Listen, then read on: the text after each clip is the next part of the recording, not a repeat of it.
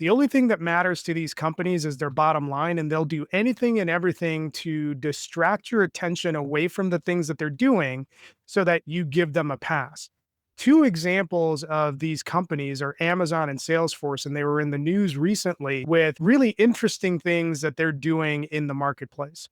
First, let's take a look at Amazon. Amazon is a company that literally is built on the bodies of its workers on the warehouse floors. If you think back to the height of the pandemic, and in other instances, Amazon has had a reputation for having some of the worst working conditions you can ever think of. It's one step removed from being a sweatshop. We all remember those occasions where warehouse workers were literally dropping dead and Amazon instructed their employees to keep working. That's the Amazon that we know. We also should recognize that Amazon is one of the biggest polluters in the world. While we have this image of the convenience that Amazon provides, let's not forget that in the developing world and in the global south, Amazon literally dumps so much of their junk that goes unutilized onto their shores, creating toxic wastelands that populations have to deal with. That is Amazon. Now, what is Amazon doing to try to whitewash their actual record?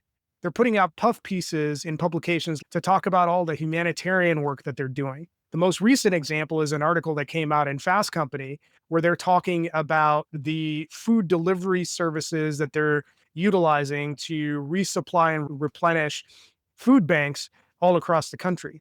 And it's your typical softball article that's designed to generate an emotional response and make us think that this is a company that is out there doing good work for the broader population. Let's not be fooled by what Amazon are doing. These are companies that pay bottom of the barrel dollars, exploit their employees, create terrible working conditions to the benefit of their executives, and then expect you to be placated with puff pieces like this.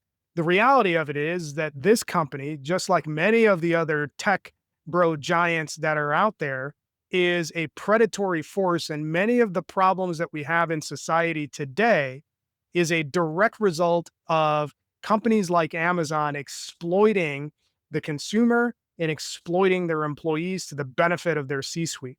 While Amazon tries to whitewash what they've done through good works as some sort of indulgence seeking or tithe that they're paying for dispensation from the sins that they commit, you have companies like Salesforce who are making no bones about the evil that they want to do. In fact, Salesforce has decided that it makes good business sense to try to align themselves with the Trump administration and ICE in particular and offer their AI services as a way to streamline the hiring process for ICE.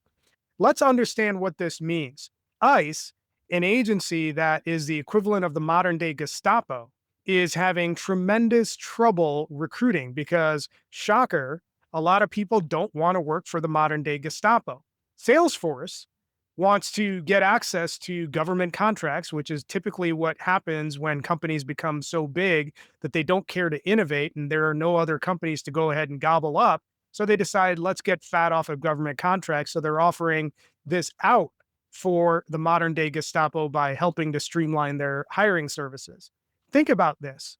This is a company that is offering its assistance to a government agency that is the feeder system to the private prison industry and the modern day concentration camps that are being opened up all across the US.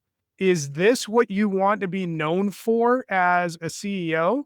Is this how you want to be remembered when history looks back on your role during these times? Salesforce and Amazon aren't alone when it comes to underhanded double dealing, and especially in aligning themselves with many of the evil things that governments around the world do.